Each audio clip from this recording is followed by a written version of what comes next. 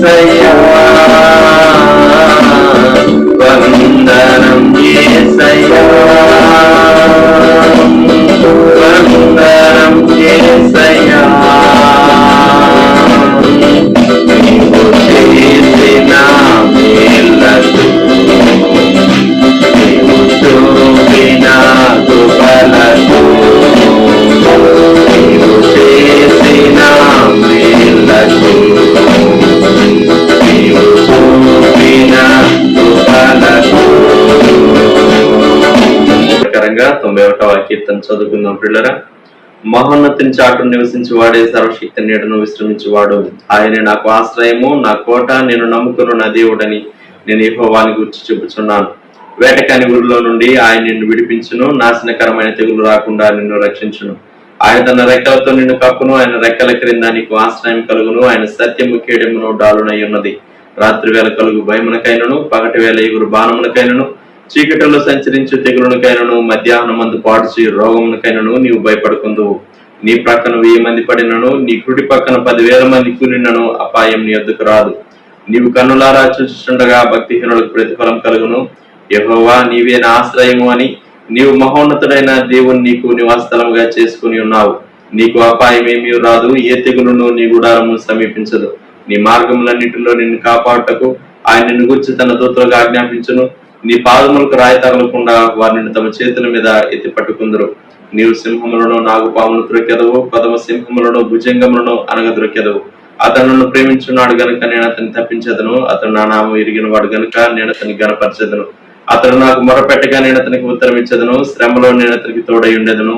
అతను విడిపించి అతన్ని గొప్ప చేసేదను. దీర్ఘాయు చేత అతన్ని తృప్తిపరచెదను. నా రక్షణ అతనికి చూపించేదను. ఆమేన్. ప్రకటన గ్రంథం 19వ అధ్యాయం 9వ వచనం చదువుకుందాం. Revelation chapter 19 verse 9. మరియు అతడు నాతో ఇలాగ చెప్పాను, గొర్రెపిల్ల పెండ్లి విందుకు పిలువబడిన వారు ధన్యులని వ్రాయుము. మరియు ఈ మాటలు దేవుని యథార్థమైన మాటలని నాతో చెప్పాను. ప్రార్థన. పరిశుద్ధ ప్రభువా, గొప్ప దేవ, మీకు వందనములు, స్తోత్రములు, స్తుతులు, నమస్కారము. ఈ ప్రాతకాల సమయంలో ఈ దినం మేము మీ వాక్యమును ధ్యానిస్తూ ఉండగా వ్యూ చేసేటటువంటి బిడ్డలందరి పక్షంగా విశేషమైనటువంటి మీ క్షేమము, కాపుదల, భద్రత, నడిపింపు మీరు అనుగ్రహించండి. తదుపరి సమయంలో వ్యూ చేసే వారిని సహా దీవించండి. మీ మాటలు మా కొరకు ఆశీర్వదించండి. ఆత్మ చెప్పే మాట మేము శ్రద్ధగా వినటానికి కావలసిన చురుకుదనం, మెళకువ అనుగ్రహించండి. మీ గ్రంథ లేఖనములు మా కొరకు దీవించమని, మీ చిత్తానుసారంగా మా ధ్యానం కొనసాగుటకు కృప దయచేయమని, ఈ సమయం అంతటిని దీవించమని యేసుక్రీస్తు ప్రభువారి శ్రేష్టమైన నామములో ప్రార్థించి స్తుతించి అడుగుచున్నాము తండ్రి. ఆమేన్. ప్రియమైన వారలారా, ఈ ఉదయకాలం దేవుని గ్రంథంలో నుండి ధన్యులైనటువంటి ఒక కేటగిరీ, ఒక వర్గాన్ని గురించి మనము మాట్లాడుకోబోతూ ఉన్నాం. ప్రకటన 19:9లో మనం చదువుకున్న రీతిగా వీరు గొర్రెపిల్ల పెండ్లి విందుకు పిలువబడిన ధన్యులు. దేవుని గ్రంథంలో ధన్యులను గూర్చినటువంటి జాబితా మనము కీర్తన గ్రంథంలో చూస్తాం. మొదటి కీర్తన ప్రారంభమే మనకు తెలుసు. దుష్టుల ఆలోచన చొప్పున నడవక, పాపుల మార్గంలో నిలువక, అపహాసకులు కూర్చుండే చోటను కూర్చుండక, యెహోవా ధర్మశాస్త్రములను ఆనందించచ్చు, దివారాత్రము దాన్ని ధ్యానించేవాడు ధన్యుడు అని. క్రమములకు పరిహారం నొందినవాడు, తన పాపములకు ప్రాయశ్చిత్తము నొందినవాడు ధన్యుడు. యెహోవా చేత నిర్దోషి అని ఎంచబడినవాడు, ఆత్మలో కపటము లేనివాడు ధన్యుడని భక్తుడు దావీదు రాసినటువంటి ఆ మాటలు మనం చదువుతాం. కీర్తన గ్రంథంలో ధన్యులైనటువంటి వారి అంశాలు లేక వారి జాబితా మనము చదువుతాం, ఎటువంటి వారు ధన్యులు అని. ప్రకటన గ్రంథంలో 7 కేటగిరీస్ ధన్యులు ఉన్నారు. 9లో ఒక వర్గాన్ని గురించి చదువుకున్నాం. ప్రకటన గ్రంథంలో 7 కేటగిరీస్ వ్యక్తులు ఉన్నారు. ఒకసారి చూడండి, మీ బైబిల్స్ ఓపెన్ చేసి ప్రకటన గ్రంథం 1వ అధ్యాయం 10వ వచనం, సమయము సమీపించినది గనుక ఈ ప్రవచన వాక్యమును చదువువాడును వాటిని విని ఇందులో వ్రాయబడిన సంగతులను గైకొన్న వారును ధన్యులు. చదువుట, వినుట, ఆచరించుట, ఇది ధన్యత. దేవుని గ్రంథ వాక్యములు. మరి విశేషంగా మనము అంచె దినాల్లో, చివరి దినాల్లో రాకడ సమీపంగా ఉన్నటువంటి మనము మరి రాకడ సంగతులు లేకుంటే ప్రభు యొక్క రెండవ రాకడను గుర్చినటువంటి విషయాలు వ్రాయబడినటువంటి ప్రకటన గ్రంథం చదివేవారు, ప్రవచన వాక్యాలు వినేవారు, ఆ ప్రకారం సిద్ధపడేవారు ధన్యులు అని. రెండవ కేటగిరీ 14వ అధ్యాయం 13వ వచనం, ప్రభువునందు జీవించి ప్రభువునందు మృతులు ధన్యులని పుణ్యంలో చదువుతాం. వారు జీవించినటువంటి ధన్యమైన జీవితాన్ని బట్టి. మూడవ కేటగిరీ ప్రకటన గ్రంథం 16వ అధ్యాయం 16వ వచనంలో, తాను దిగంబరుడుగా సంచరించుతున్నందుకు జన్ము తన దిశమన్న చూతులేము అని మెలకువగాడు తన వస్త్రము కాపాడుకునేవాడు ధన్యుడు. ప్రభు ఇచ్చినటువంటి నీటి వస్త్రం ఉచితంగా ప్రభువు మనకు అనుగ్రహించినటువంటి రక్షణ వస్త్రాన్ని కాపాడుకునేటటువంటి వాడు. ఎందుకంటే సాతాను నిన్ను అపవిత్రతలోనికి, భ్రష్టాత్మంలోనికి, పాపంలోనికి నెట్టివేసి పరిశుద్ధత లేకుండా చేసి దేవుడు నిన్ను విడిచిపెట్టేటట్టు చేయటానికి సాతాను యత్నం చేస్తుంది. అందుకే తన వస్త్రాన్ని కాపాడుకునేవాడు ధన్యుడని వ్రాయబడింది. 9లో మనం ఇప్పుడు చదువుకున్నాం, గొర్రెపిల్ల పెళ్లి విందుకు పిలువబడిన వాడు ధన్యులు అని చెప్పేసేసి. 20వ అధ్యాయంలోనికి మనం వచ్చినప్పుడు 20వ అధ్యాయం 6వ వచనం, ఈ మొదటి పునరుద్ధానములో పాలుగలవారు ధన్యులు పరిశుద్ధులైందురు. ఫస్ట్ రిజరక్షన్, మొదటి పునరుద్ధానం. ఎందుకంటే తీర్పు పునరుద్ధానం ప్రకటన గ్రంథం 20వ అధ్యాయము వైట్ థ్రోన్ జడ్జిమెంట్ 11వ వచనం నుండి 15వ వచనం వరకు మనం చదువుతాం. అది ధవళ సింహాసన తీర్పు, వైట్ థ్రోన్ జడ్జిమెంట్. ఆ పునరుద్ధానం వేరు, అది తీర్పు పునరుద్ధానం. ఇక్కడ చెప్పబడినటువంటి ధన్యత ప్రకటన గ్రంథం 20వ అధ్యాయం 6వ వచనం, మొదటి పునరుద్ధానములో పాలుగలవారు ధన్యులు పరిశుద్ధులు. ధన్యులు పరిశుద్ధులు. అలాగే 22వ అధ్యాయం 14వ వచనం, జీవవృక్షమునకు హక్కుగలవారై గుమ్మముల గుండా ఆ పట్టణంలోనికి ప్రవేశించినట్లు తమ వస్త్రములను ఉదుకుకుని వారు ధన్యులు. పరలోకంలో ఎవరు ప్రవేశిస్తారు, ఎవరు ప్రవేశించరు అనే అంశాలను గురించి జ్ఞాపకం చేస్తూ, ఎవరు హక్కుదారులు అవుతారు, ఎవరి వస్త్రములు శుద్ధిగా ఉంటాయో అంటే క్లెన్సింగ్, ప్రకటన 22:14వ వచనంలో శుద్ధిని గురించి చెప్పబడి ఉన్నది. సో ఇలాగూ ధన్యతలను గూర్చి 22:7లో ఇంకొక ధన్యులైనటువంటి వారి జాబితా, ఇదిగో నేను త్వరగా వచ్చుచున్నాను, ఈ గ్రంథములోని ప్రవచన వాక్యములను గైకొని వాడు ధన్యుడు. 7 కేటగిరీస్ ధన్యులైనటువంటి వారి 7 కేటగిరీస్ మనం ఇక్కడ చూస్తాం. ఈ ప్రాతకాలం ఒకసారి మనము గుర్తు చేసుకుందాం. ధన్యత యేసుక్రీస్తు ప్రభు వారు కూడా కొండ మీద ప్రసంగంలో ధన్యులైనటువంటి వారిని గూర్చి 9 రకాల వ్యక్తులను గూర్చి లేక 9 కేటగిరీస్ ను గూర్చి ప్రభు చెప్పాడు. అప్పుడు ఆయన నోరు తెరిచి ఇలాగ బోధింపసాగినాడు. బి యాటిట్యూడ్స్ మౌంటైన్, ధన్యతల కొండ. ఈరోజు ఇజ్రాయెల్ దేశంలో ధన్యతల కొండ మనం చూడవచ్చు. ఆ కొండ ఎక్కినప్పుడు అక్కడ కట్టబడిన దేవాలయము, ఆ పరిసర ప్రాంతాలు, యేసుక్రీస్తు ప్రభు వారు ఉపదేశించినటువంటి ఆ స్థలాన్ని చూస్తే ఎంత ప్రశాంతత మీరు ఫీల్ చేస్తారో అక్కడ. ధన్యతల కొండ. ప్రభువారు మరి కొండ మీద ప్రసంగ ప్రారంభమే మత్తయి సువార్త 5వ అధ్యాయంలో ధన్యులు ఆత్మ విషయమై దీనులైన వారు ధన్యులు అని ప్రారంభించి, నా నిమిత్తము జనులు మిమ్మల్ని నిందించి హింసించి మీ మీద అబద్ధముగా చెడ్డ మాటలెల్లా పలుకున్నప్పుడు మీరు ధన్యులని ఆ 9వ ధన్యత ప్రభు వారు చెప్పాడు. 9 ధన్యతలు అక్కడ చెప్పబడి ఉన్నాయి. సో ధన్యతలు, బ్లెస్సెడ్, ఎవరైనా ధన్యుడిగా ఉండగోరతాం, దీవించబడినటువంటి వారుగా ఉండగోరతాం, ఆశీర్వదించబడినటువంటి వారుగా ఉండగోరతాం. ఇక్కడ మనం చదువుకున్నటువంటి భాగంలో ప్రకటన గ్రంథం 19వ అధ్యాయం 9వ వచనం, గొర్రెపిల్ల పెండ్లి విందుకు పిలువబడిన వారు ధన్యులని వ్రాయుము. గొర్రెపిల్ల పెండ్లి విందుకు పిలువబడిన వారు ధన్యులు. మన దేశంలో చాలా గొప్ప వ్యక్తులు కుటుంబాల్లో వివాహాలు జరిగితే మీడియాలో నేను చదివిన వార్త చెప్తాను.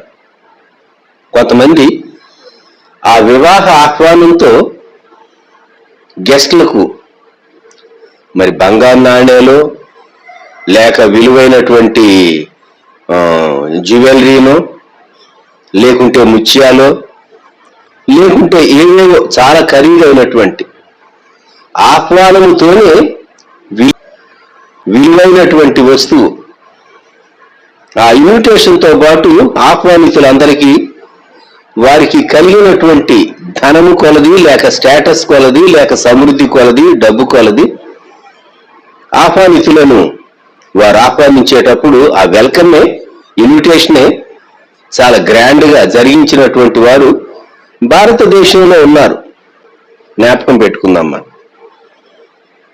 మరి ఒక పెండ్లి విందుకు పిలవటమే ధనికులైనటువంటి వారు ఒక వినూత్నమైనటువంటి విధానంలో selected list of VIPs, invitees ని పిలిచేటప్పుడు వారు చాలా స్పెషల్ గా పిలుస్తారు. మరి ఇక్కడ ఇది గొర్రెపిల్ల పెండ్లి విందు అని చెప్పబడినది. ప్రభు అయినటువంటి యేసుక్రీస్తు వారే లోకము కొరకు వధింపబడినటువంటి గొర్రెపిల్ల, మానవ పాప ప్రాయశ్చిత్తము కొరకు వధింపబడినటువంటి దేవుని గొర్రెపిల్ల.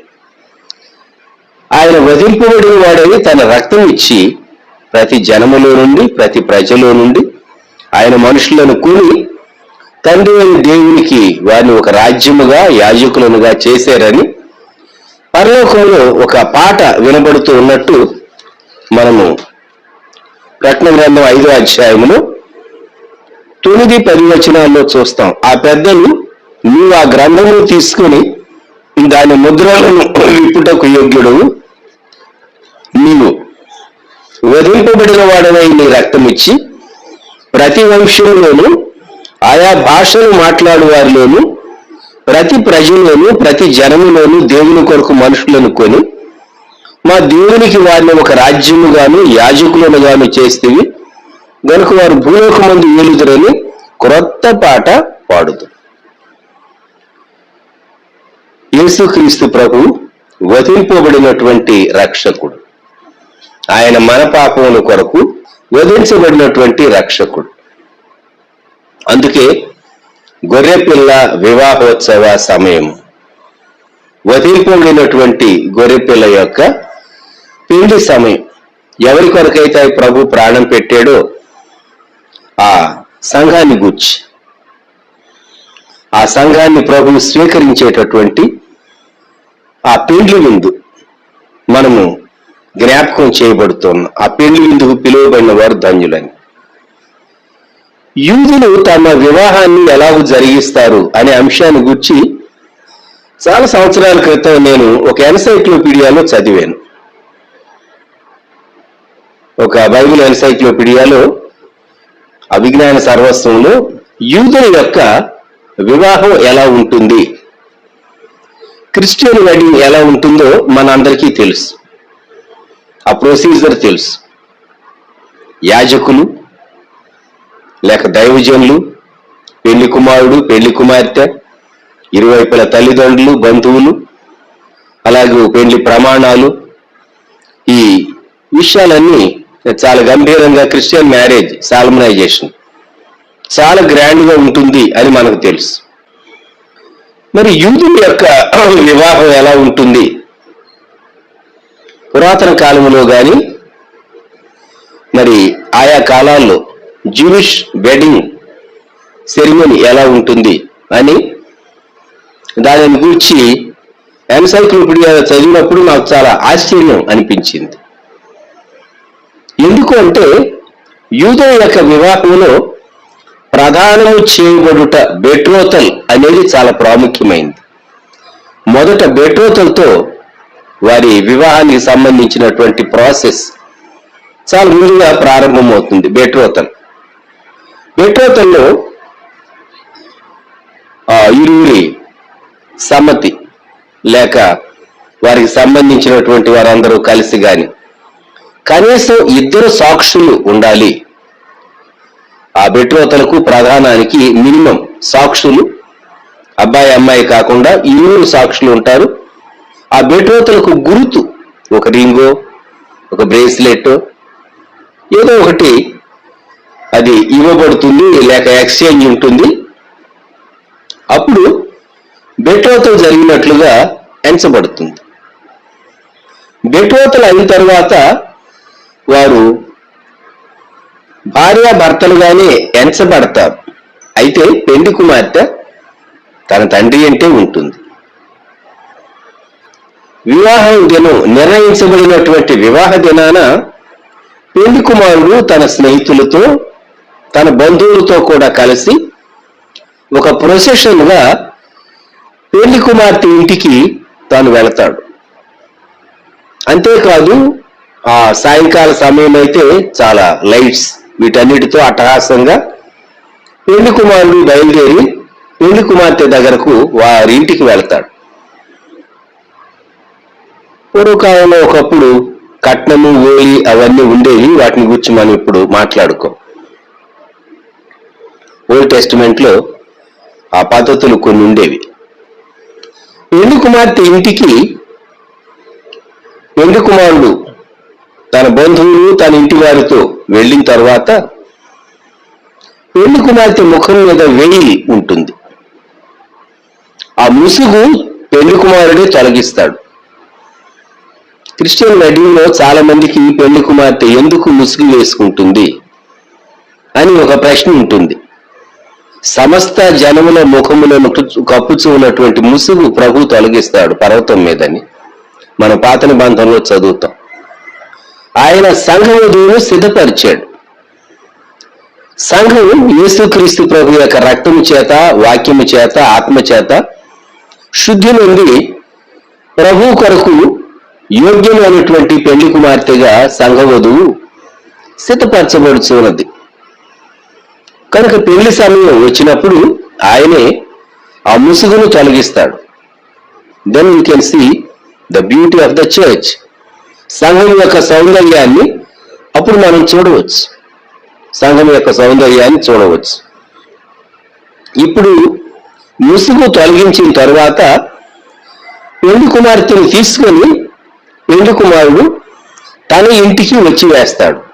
ఇది యూదుల యొక్క సంప్రదాయం. తన ఇంటికి వచ్చిన తర్వాత 3వ భాగం ఏమిటి అంటే వివాహంలో పెళ్లి విందు ఏర్పాటు చేయబడి ఉంటుంది. అప్పటికే పెళ్లి విందు అనేది యూదుల యొక్క వివాహంలో ఆఖరి భాగం, ప్రాముఖ్యమైనటువంటి భాగం పెళ్లి విందు.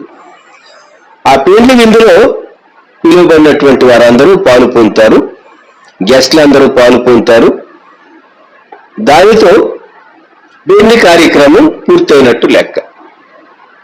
1 ప్రధానము, 2 పెళ్లి కుమార్తె ఇంటి నుండి తోడుకొని రావటం, 3వది పెళ్లి విందు. ఇది జూయిష్ వెడ్డింగ్ యొక్క బ్రీఫ్ డిస్క్రిప్షన్ లేక ప్రామినెంట్ ఫీచర్స్ అని చెప్పవచ్చు. ఇక్కడ మనం ప్రకటన గ్రంథం 19వ అధ్యాయంలో 9వ వచనంలో చదువుకున్న మాట, పిల్ల పెండ్లి విందుకు పిలువబడిన వారు ధన్యులు. ఎవరు ఈ పిలువబడిన వారు? పెళ్లి కుమార్తెనా?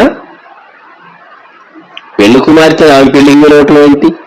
పెళ్లి కుమార్తె కాదు, గుర్తుపెట్టుకోండి. పెళ్లి కుమార్తె కాదు. మత్తయి సువార్తలో యేసుక్రీస్తు ప్రభు వారు చెప్పినటువంటి ఒక ప్యారబుల్ మనము జ్ఞాపకం చేసుకుందాం. మత్తయి సువార్త 22వ అధ్యాయం మొదటి వచనం నుండి చదువుతాను, నేను త్వరగా చదువుతాను. యేసు వారికి ఉత్తరం ఇచ్చుచూ తిరిగి ఉపమాన రీతిగా ఇట్లను: పరలోక రాజ్యము తన కుమారునికి పెండ్లి విందు చేసిన ఒక రాజును పోలి ఉన్నది. ఆ పెండ్లి విందుకు పిలువబడిన వారిని రప్పించటకు అతడు తన దాసులను పంపినప్పుడు వారు రానోళ్ళకపోయారు. కాగా అతడు, ఇదిగో నా విందు సిద్ధపరిచి ఉన్నాను, ఎద్దులను కృమైన పశువులను వధింపబడినవి, అంతయ్య సిద్ధంగా ఉన్నది, పెండ్లి విందుకు రండని పిలువబడిన వారితో చెప్పుడని వేరే దాసులను పంపిన గాని వారు లక్ష్యం చేయక ఒకడు తన పొలమునకును మరి ఒకడు తన వర్తకమునకును వెళ్ళేది. తక్కిన వారు అతని దాసులను పట్టుకొని అవమానపరిచి చంపిరి. కాబట్టి రాజు కోపపడి తన దండ్లను పంపి ఆ నరహంతకులను సంహరించి వారి పట్టణము తగలబెట్టించాడు. అప్పుడు అతడు, పెండ్లి విందు సిద్ధంగా ఉన్నది గాని పిలువబడిన వారు పాత్రులు కారు గనుక రాజమార్గములకు పోయి మీకు కనబడి వారిని అందరినీ పెండ్లి విందుకు పిలువుడని తన దాసులతో చెప్పాను.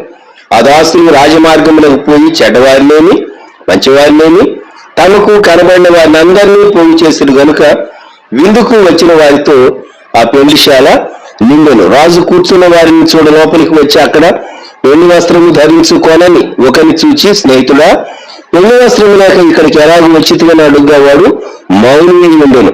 అంతటా రాజు వీని కాళ్ళు చేతులు కట్టి వెలుపలి చీకట్లోనికి త్రోసివేయడి అక్కడ ఏడ్పును పళ్ళు కొరుకుటి ఉండని పరిచారకులతో చెప్పాను. కాగా పిలువబడిన వారు అనేకులు, ఏర్పరచబడిన వారు కొందరే అని చెప్పాను. ఈ భాగంలో మనం గమనించేటటువంటి విషయాలు: ఆహ్వానం పెళ్లి విందుకు అనేక మందికి ఆహ్వానం వెళ్ళింది.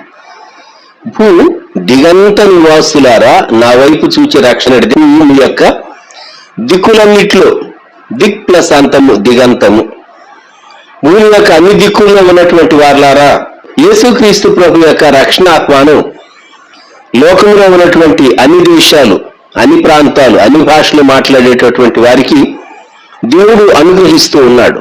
అయితే చాలా మంది దాన్ని నిర్లక్ష్యం చేస్తూ ఉన్నారు. మొదట ఏర్పాటు జనాంగం యూదులు వారు తిరస్కరించారు, అన్యులకు వెళ్ళిపోయింది. ఇప్పుడు అన్యులేమి యూదులేమి అందరూ ఎవరైనా సరే. మత్తయి 22:9 మీకు కనబడు వారిని అందరినీ పెళ్లి విందుకు పిలువుడని తన దాసులతో చెప్పాను. ఎంత గొప్ప కృప అండి! సాధారణంగా పెళ్లి విందు అనగానే గెస్టులు, నంబరు, ఫుడ్ ప్రిపరేషను, ఈ క్యాలిక్యులేషన్స్ చాలా ఉంటాయి.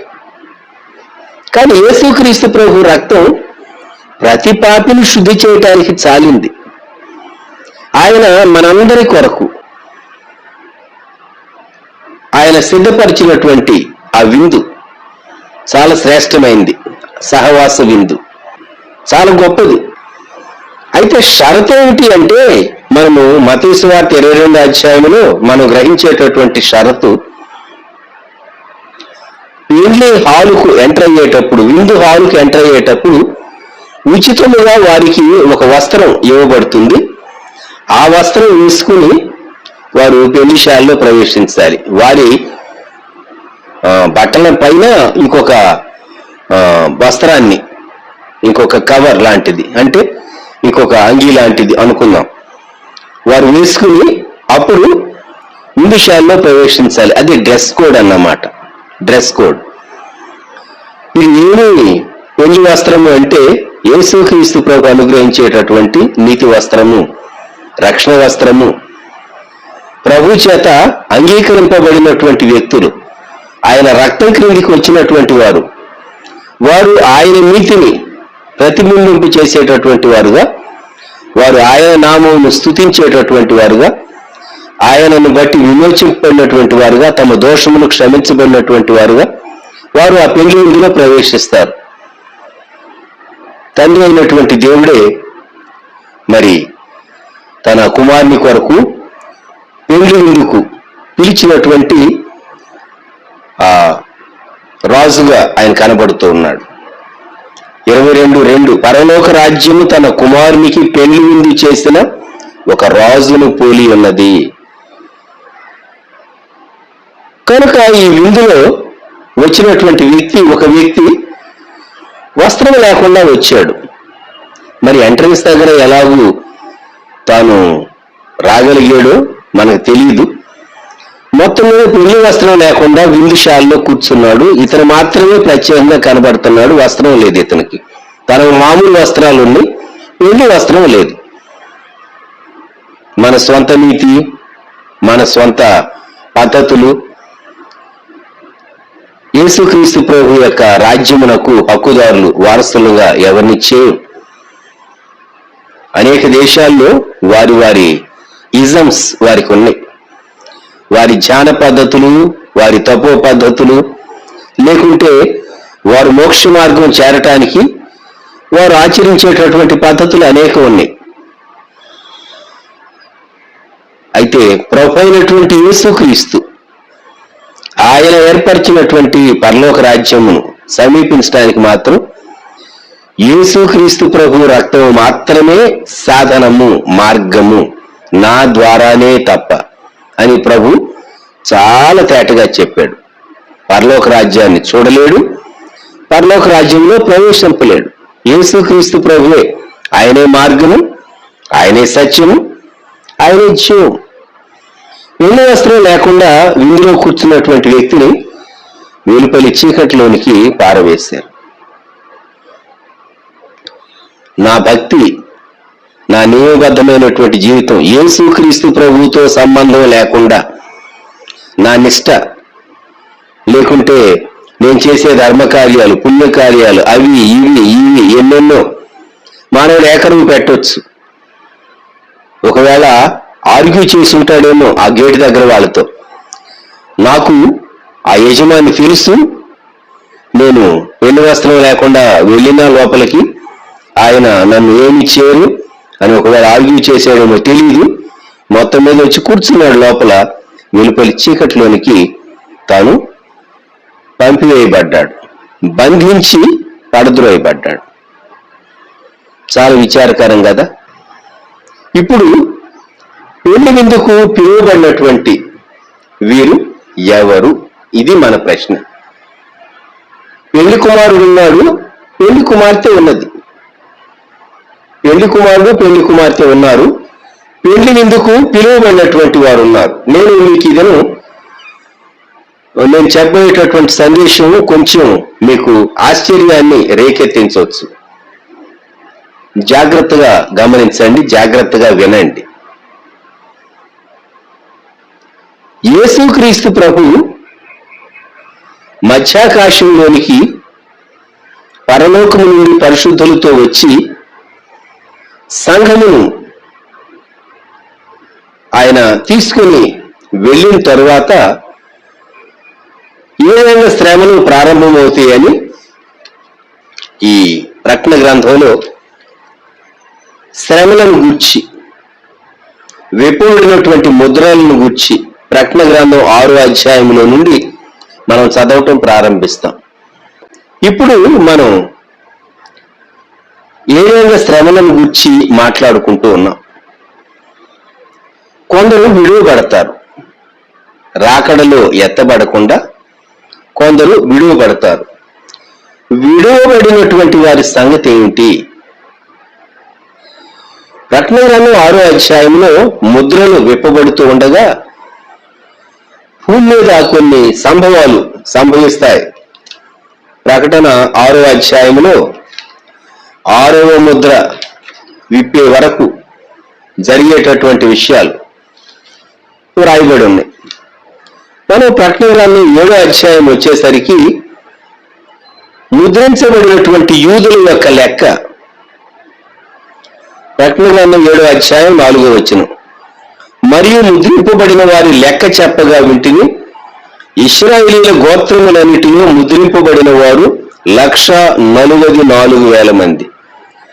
ప్రతి గోత్రానికి మరి 12,000 మంది చొప్పున 12 గోత్రాలకు 1,44,000 మంది అని ముద్రించబడినటువంటి యూదుల సంఖ్య చెప్పబడింది.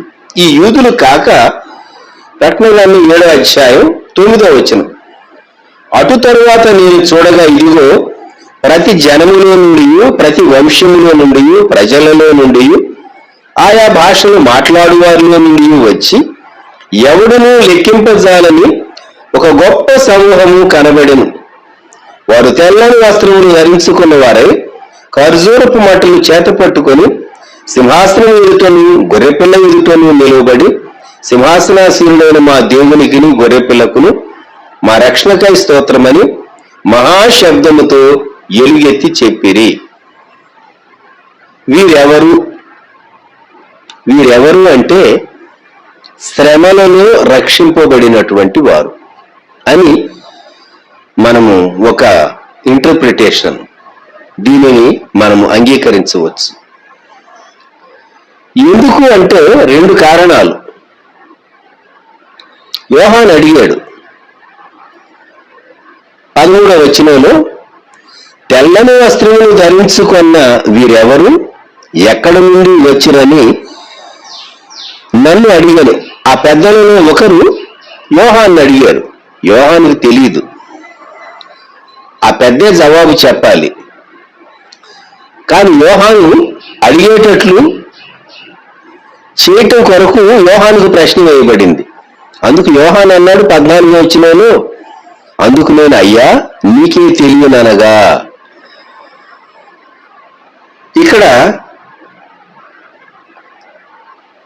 11, 12 వచనాల్లో దేవదూతలందరినీ సింహాసనం చుట్టూను పెద్దల చుట్టూను ఆ 4 జీవుల చుట్టూను నిలవబడి ఉండిరి. చాలా మనోహరమైనటువంటి దృశ్యాన్ని భక్తుడు యోహాను చూస్తూ ఉన్నాడు. ఇంకా జరగక మునిపే జరిగినట్టుగా దేవుడు చూపిస్తూ ఉన్నాడు.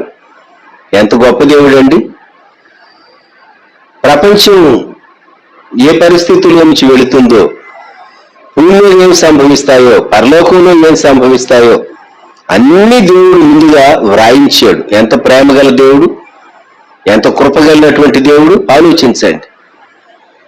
ఇప్పుడు వీరిని గురించి చెప్పబడినటువంటి మాట 14వ వచనం, వీరు మహాశ్రమల నుండి వచ్చిన వారు, గొర్రెపిల్ల రక్తములో తమ వస్త్రములను ఉదుక్కొని వాటిని తెలుపు చేసుకొనిరి. మహాశ్రమలు, ట్రిబ్యులేషన్ సెయింట్స్ అని వీరిని గురించి చెప్పవచ్చు. ఈ వచనాన్ని ఆధారం చేసుకుని కొందరు మిడ్ ట్రిబ్యులేషన్ ర్యాప్చర్ అనేటటువంటి వాదాన్ని కొందరు ప్రతిపాదించేటటువంటి వారు. శ్రమలు ప్రారంభమైన తరువాత అప్పుడు మధ్యలో రాకడొస్తుంది అని వాదించేవారు. శ్రమల ప్రారంభానికి ముందే రాకడ వస్తుంది. ప్రీ ట్రిబ్యులేషన్ ర్యాప్చర్ థియరీనే అనేక మంది అంగీకరించేటటువంటి సిద్ధాంతం, అనేక మంది భక్తులు ఒప్పుకునేటటువంటి సిద్ధాంతం. మిడ్ ట్రిబ్యులేషన్ కాదు, పోస్ట్ ట్రిబ్యులేషన్ కాదు. శ్రమల మధ్యలో, శ్రమలన్నీ అయిపోయిన తర్వాత సంఘం ఎత్తబడుతుంది అనేది కూడా కాదు. ఇంకొక అంశం ప్రకటన గ్రంథం 7వ అధ్యాయంలో 17వ వచనంలో, దేవుడే వారి కన్నుల నుండి ప్రతి బాష్ప బిందువుని తుడిచివేయనుంది. బాష్ప బిందువు కన్నీరు, ఏడుపు ఎందుకు వస్తుంది? వీళ్ళు మిస్ అయ్యారు. మొదటి ఆ ర్యాప్చర్లో ఎత్తబడేటటువంటి ధన్యకరమైనటువంటి స్థితి, రాకడలో ఎత్తబడే ధన్యకరమైన స్థితి వారు మిస్ అయ్యారు. తర్వాత వారు ఎత్తబడ్డారు. అందువల్ల వారికి ఏడుపు వచ్చింది. దేవుడే ఏడవద్దు అని చెప్పి వాళ్ళ కన్నీరు తుడుస్తాడు అని ప్రకటన గ్రంథం 7వ అధ్యాయం 17వ వచనంలో చదువుతాం మనం. ఇప్పుడు పెండ్లి విందుకు పిలువబడిన వారు ధన్యులు అని మనం ధ్యానం చేస్తూ ఉన్నాం. పెండ్లి విందుకు పిలువబడినటువంటి వారు ధన్యులు. 7వ అధ్యాయంలో మహాశ్రమంలో నుండి వచ్చినటువంటి వారిని గురించి ఇప్పుడు మనం జ్ఞాపకం చేసుకుంటూ ఉన్నాం. 22:17లో ఆత్మయు పెళ్లి కుమార్తెయు రమ్ము అని చెప్పుచున్నారు, వినువాడును రమ్ము అని చెప్పవలను. పెళ్లి కుమార్తె వేరు, వినేటటువంటి వారు వేరా? ఆలోచించండి. పెళ్లి కుమార్తె వేరు, పెండ్లి విందులో పాలు పొందేటటువంటి ఇతరులు వేరా? ఎస్. యోహాను సువార్త 3వ అధ్యాయంలో బాప్తిస్మం ఇచ్చే యోహాను ఒక మాట అంటాడు. యోహాను సువార్త 3వ అధ్యాయం 29వ వచనం, పెళ్లి కుమార్తె గలవాడు పెళ్లి కుమారుడు. అయితే నిలవబడి పెళ్లి కుమారుని స్వరము వినేడి స్నేహితుడు ఆ పెళ్లి కుమారుని స్వరము విని మిక్కిలి సంతోషించెను. పెళ్లి కుమారుడు వేరు, పెళ్లి కుమార్తె వేరు, పెళ్లి కుమారుని స్నేహితుడు వేరు. అయితే పెళ్లి విందుకు పిలువబడిన వారు ఉన్నారు, పెళ్లి విందుకు పిలువబడిన వారు ఉన్నారు. పెళ్లి విందుకు పిలువబడినటువంటి వారిలో అట్లీస్ట్ ఒక కేటగిరీ వారు ట్రిబ్యులేషన్ సెయింట్స్, శ్రమలలో ఎత్తబడినటువంటి పరిశుద్ధులైన దేవుని బిడ్డలు, రాకడలో ఎత్తబడకుండా మిగిలిపోయి ఆ తరువాత ఇద్దరు తిరగలు విసురుతూ ఉంటారు. ఒకరు ఎత్తబడతారు, ఒకరు విడువబడతారు. ఇద్దరు పొలంలో ఉంటారు, ఒకరు ఎత్తబడతారు, ఒకరు విడువబడతారని చెప్పబడింది కదా. అలాగే విడువబడినటువంటి వారు తర్వాత శ్రమలలో నుండి విడుతూ ఉండగా వారు సిద్ధపడి మొత్తం మీద వారు పరలోకం చేరతారు. అందుకే వారి కన్నీరు వస్తుంది. మహాశ్రమంలో నుండి వచ్చినటువంటి వారు, గొర్రెపిల్ల పెళ్లి విందుకు పిలువబడిన వారు ధన్యులు. ప్రకటన 19:9. గొర్రెపిల్ల పెళ్లి విందులో రెండు రీతులుగా నువ్వు పాలు పొందవచ్చు. పెళ్లి కుమార్తెగా నువ్వు పెళ్లి విందులో ఉండేటటువంటి స్థితి ఉన్నది. పిలువబడినటువంటి గెస్ట్గా నువ్వు పాలు పొందేటటువంటి స్థితి ఉన్నది. నువ్వు దేనిని కోరుకుంటావు? పెళ్లి కుమార్తెగా రాకడలో ఎత్తబడటానికి నిన్ను నీవు సిద్ధపరచుకుంటూ ఉన్నావా? లేక రాకడలో మిస్ అయి శ్రమలలో సరిచేసుకుని జీవితాన్ని మొత్తం మీద దేవుని కృపను బట్టి పరలోకం చేరి మహాశ్రమం నుండి వచ్చినటువంటి వాడు అని సర్టిఫికేట్ పరలోకంలో ఏడుస్తూ ఉంటారు వీళ్ళు. యేసు ప్రభు వచ్చి వాళ్ళ కన్నీరు తుడుస్తాడు. దేవుడే వారి కన్నుల నుండి ప్రతి బాష్ప బిందువును తుడిచి వేయును. ఈ కేటగిరీలో నువ్వు చేరతావా? సంఘటన జ్ఞాపకం వస్తుంది. బిఏ చదివేటటువంటి కాలంలో ఏసీ కాలేజ్ స్టూడెంట్గా నేను హయ్యర్ హాల్ అనేటటువంటి హాస్టల్లో ఉండేవాడిని. John Christian Frederick Heyer, Lutheran missionary వారి పేరు పైన పెట్టబడినటువంటి హాస్టల్ అది. మా వింగులో ఒకరు తలుపు తీసి ఎగ్జామ్కి సిద్ధపడి బయలుదేరుతున్నట్టు అలికిడి లేదు. ఒక్కొక్క వింగులో ఒక 10 రూమ్స్ కనిపించేవి. ఒక్కొక్క వైపు కనీసం 15-20 లేకుంటే చాలా గదులు, సింగిల్ రూమ్స్ అవన్నీ. మా బ్యాచ్మేట్ తన పేరు కోటేశ్వరరావు. మేమందరం సిద్ధపడుతూ ఉన్నాం. ఒక ప్రక్క కాలేజీకి వెళ్ళటానికి, ఎగ్జామ్కి వెళ్ళటానికి. అతను రూమ్ తీసినట్టు లేదు, అలికిడి లేదు, ఏ విధమైనటువంటి చప్పుడు లేదు. తన ఫ్రెండ్ ఎవరో వెళ్ళి ఆ రూమ్ నాక్ చేశాడు. నాక్ చేసి, కోటేశ్వరరావు ఏంటి లేచావా, సిద్ధపడ్డావా, పరీక్షకు వెళ్ళాలి కదా, ఈరోజు ఎగ్జామ్ కదా అంటే ఆయన లోపల నుండి చెప్తా ఉన్నాడు, నేను మార్చి కాదు సిద్ధపడేది, నేను సెప్టెంబర్లో నన్ను లేపు అంటా ఉన్నాడు. విన్నారా? అంటే అప్పటి వరకు రోజు నిద్రపోతూనే ఉంటాడా? మార్చిలో కాదు, ఇప్పుడు కాదు నన్ను లేపాల్సింది, సెప్టెంబర్ పరీక్షలకు నన్ను లేపు అంటున్నాడు అని చెప్పేసేసి మళ్ళా కామ్ అయిపోయాడు. రాకడ ప్రార్థన, రాకడ స్తుతి, రాకడ కొరకు కనిపెట్టుట, రాకడ కొరకు సువార్త ప్రకటించుట, రాకడ స్తుతులు చేసేటటువంటి వారుగా రాకడ సిద్ధపాటు వేరు, పెళ్లి కుమార్తె సిద్ధపాటు వేరు. అది మనందరికీ తెలిసిన విషయం. పెళ్లి కుమార్తె పెళ్లికి వెళ్ళేటటువంటి వారు పెళ్లి కుమార్తె వల్ల మీరు సిద్ధపడవలసిన అవసరం లేదు కదా. పెళ్లి కుమార్తె వరుస అది శ్రేష్టమైనది. రాకడలో ఎత్తబట్టం, ర్యాప్చర్, అది శ్రేష్టమైనటువంటి వరుస. ఈ ఉదయకాలం నువ్వు పెళ్లి కుమార్తెగా పెళ్లి విందులో ఉంటావా పెళ్లి కుమారుని ప్రక్కన, లేక పిలువబడినటువంటి వారుగా ఉంటావా? పిలువబడిన వారుగా ఉండటం కూడా ధన్యతే, గాని నీ పెళ్లి కుమార్తెగా ఉండాలి అనేది ప్రభు యొక్క చిత్తం. అందుకే కదా ప్రతి వంశంలో నుండి ప్రకటన గ్రంథం 5వ అధ్యాయం, నీవు వధింపబడిన వాడుగా 5:10 నీ రక్తం ఇచ్చి ప్రతి వంశంలోను ఆయా భాషలు మాట్లాడువారిలోను ప్రతి ప్రజలోను ప్రతి జనములోను దేవుని కొరకు మనుషులను కొని మా దేవునికి వారిని ఒక రాజ్యముగాను యాజకులను గాను చేస్తేవి గనుక వారు భూలోకమందు ఏలుదురు అని క్రొత్త పాట పాడుదు. ఈ ప్రాతకాల సమయంలో నీవు పెళ్లి విందులో పెళ్లి కుమారుడు ఉంటాడు, పెళ్లి కుమార్తె ఉంటుంది.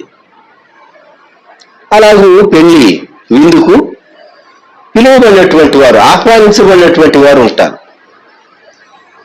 ప్రకటన గ్రంథం 22:17 ఆత్మయు పెళ్లి కుమార్తెయు రొమ్ము అని చెప్పుచున్నారు భూమి మీద ఉండి. ఎందుకంటే సిద్ధపరిచింది సంఘాన్ని పరిశుద్ధాత్మ దేవుడు. పెళ్లి కుమార్తె వధువు, వినువాడును రొమ్ము అని చెప్పవలెను. వినువాడును రొమ్ము, ఈ వినేవాళ్ళు ఎవరు? వీరు పిలువబడినటువంటి వారు. అందుకే దప్పిగొలిన వాణిని రానిమ్ము, ఇచ్చేయించు వాడిని జీవజలమును ఉచితంగా పుచ్చుకొననిమ్ము. The invitation for salvation it's free. ఎవరైనా రావచ్చు. ప్రభు వారు లోకంలో ఉన్నటువంటి అందరినీ ప్రేమించి ఆయన ఆహ్వానిస్తూ ఉన్నాడు. రక్షణ ఆహ్వానం, రాకడ ఆహ్వానం అందరికీ. అయితే రక్షణ ఆహ్వానం అందుకున్నటువంటి వారందరూ ఆ రాకడ ఆహ్వానంలో పెళ్లి కుమార్తె వరుసగా కొందరు సిద్ధపడలేరు. అయినా ఇందులో పాలు పొందగలిగితే చాలా గొప్ప ధన్యత. దయచేసి ఉదయ కాలంలో మనము ప్రభు వైపు చూద్దాం. ప్రభువా నాకు సహాయం దయచే. నువ్వు పెళ్లి కుమార్తెగా ఆ విందులో ఉంటావా, లేక పిలువబడినటువంటి గెస్ట్గా నీవు ఆ విందులో ఉంటావా? రాకడలో ఎత్తబడతావా, లేకుంటే రాకడలో మిగిలిపోయి తర్వాత సిద్ధపడి శ్రమల్లో ట్రిబ్యులేషన్ సెయింట్గా నువ్వు ఎత్తబడి ఆ తర్వాత పరలోకంకి వెళ్ళి కన్నీరు గార్చి యేసుప్రభు వచ్చి నీ కన్నీరు దుడిచి అప్పుడు నువ్వు పెళ్లి విందులో పాలు పొందుతావా? దయచేసి ఈ ఉదయకాలం ఈ తలంపు కొంత మనకు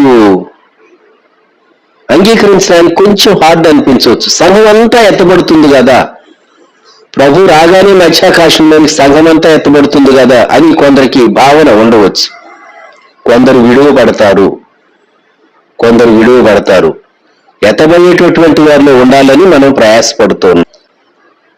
అయితే ప్రభువుని గూర్చి, ఆయన రాకను గూర్చి, మన సిద్ధపాటును గూర్చి మనం ఎంతో జాగ్రత్త వహిస్తూ ఉన్నాం. ఈ రోజుల్లో మనం ఎంతో జాగ్రత్త వహిస్తూ ఉన్నాం. గొర్రెపిల్ల పెళ్లి విందుకు పిలువబడిన వారు ధన్యులు. పిలువబడిన వారు, నేనంటాను, నువ్వు పెళ్లి కుమార్తెగా ఎత్తబడినటువంటి వరుసలో ఆ పెళ్లి విందులో పాలు పొందితే అది శ్రేష్టమైనది. ఒకవేళ ఆ సిద్ధపాటు లేక నువ్వు మిగిలిపోతే కృప ఏమిటి అంటే శ్రమలలో సహా చాలా టెస్టింగ్, భయంకరమైనటువంటి టెస్టింగ్. అది విశ్వాసం కాపాడుకోవటం కష్టం. అప్పుడైనా సరే నువ్వు మరలా శ్రమలలో ఎత్తబట్టానికి, ట్రిబ్యులేషన్ సెయింట్స్, రాప్చర్ సెయింట్స్ వెళ్ళిపోయిన తర్వాత మొదట సంఘం రక్షించబడినటువంటి వారు చాలా గ్లోరియస్ గా ఉంటుంది ఆ ఈవెంట్. వారు ఎత్తబడిన తర్వాత మిగిలినటువంటి వారు, అవునా సంఘం ఎత్తబడిందా, చాలా షాకింగ్ గా ఉంటుంది. ప్రపంచంలో ఇప్పుడు మనం చూసేటటువంటి దుస్థితికి ఎన్నో రెట్లు మించినటువంటి దుస్థితి సంభవిస్తుంది. 7 ఏళ్ల శ్రమ కాలంలో శ్రమలలో ఎత్తబడేటటువంటి సెయింట్స్, రాప్చర్ సెయింట్స్ అని పిలువబడుతూ ఉంటారు. అలాగైనా కూడాను పెళ్లి విందులో పాలు పొందేటటువంటి కృప దేవుడిస్తాడు. గొర్రెపిల్ల పెళ్లి విందులో ఉండటానికి ఆ ధన్యత ప్రభు మనకు అనుగ్రహించునుగాక. ఆయన మన కొరకు సిలువలో ప్రాణము పెట్టిన ప్రాణప్రియుడు. ప్రార్థన చేసుకుందాం. ప్రేమగల మా తండ్రి, పరిశుద్ధ ప్రభువా, గొప్ప దేవా, మా రక్షక, మహోన్నతుడా, సజీవుడా, మీకు వందనములు, స్తుతులు, స్తోత్రములు. ఈ ప్రాతకాల సమయంలో గొర్రెపిల్ల పెళ్లి విందును గుర్చి మేము జ్ఞాపకం చేసుకుంటూ ఉన్నాం. లోకంలో ఈ శ్రమలు, ఈ కష్టాలు, ఈ వ్యాధులు, ఈ బాధలు ఇవన్నీ తలంచుకున్నప్పుడు మాకు నిరాశే గాని, మీరు చక్కని శ్రేష్టమైనటువంటి నిత్య నివాసం సంఘం కొరకు మీరు సిద్ధం చేశారనే తలంపు మాకెంతో ఆదరణ, మాకెంతో హాయి, మాకెంతో సంతోషం. సంఘాన్ని మీరు మధ్యాకాశంలోనికి మీరు ఆకర్షించి మీరు పరలోకంలోనికి తీసుకుని వెళ్ళబోతూ ఉన్నారు. మీరు అక్కడ అతి సమీపంగా ఉంటూ ఉన్నది. మా చుట్టూ ఉన్నటువంటి సంభవాలు ఇవే మాకు గుర్తు చేస్తూ ఉన్నాయి. గొర్రెపిల్ల పెళ్లి విందుకు పిలువబడిన వారు ధన్యులని మీ గ్రంథం సెలవిస్తూ ఉండగా, రాకడలో ఎత్తబడే, ఒకవేళ ఏ పరిస్థితుల్లో విడువబడితే శ్రమలోనైనా ఎత్తబడి పెళ్లి విందులో పాలు పొందేటటువంటి కృప వినేటటువంటి వారికి మీరు అనుగ్రహించండి.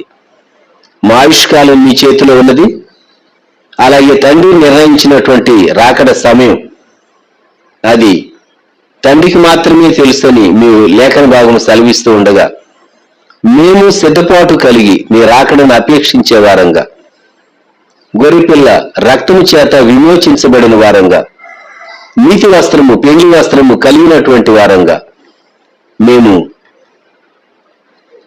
ఆ పెళ్లి విందులో పాలు పొందేటటువంటి ఆధిక్యత, కృప, ధన్యత మాకు దయచేయమని, మా రక్షకుడు, మా ప్రభు, విమోచకుడు మా కొరకు శిలువలో ప్రాణం పెట్టి తిరిగి లేచి సంఘమును మహిమతో లోకమునకు తీసుకుని వెళ్ళటకు సిద్ధపడుచున్నటువంటి పరలోక పెళ్లి కుమారుడైన యేసుక్రీస్తు ప్రభు వారి శ్రేష్టమైన నామములో ప్రార్థించి స్తుతించి వేడుచు ఉన్నాము తండ్రి. ఆమేన్. మన ప్రభు అయిన యేసుక్రీస్తు వారి కృప, తండ్రి అయిన దేవుని ప్రేమ, పరిశుద్ధాత్ముని అన్యోన్య సహవాసం సదాకాలం సంఘమునకు తోడై ఉండును గాక. ఆమేన్.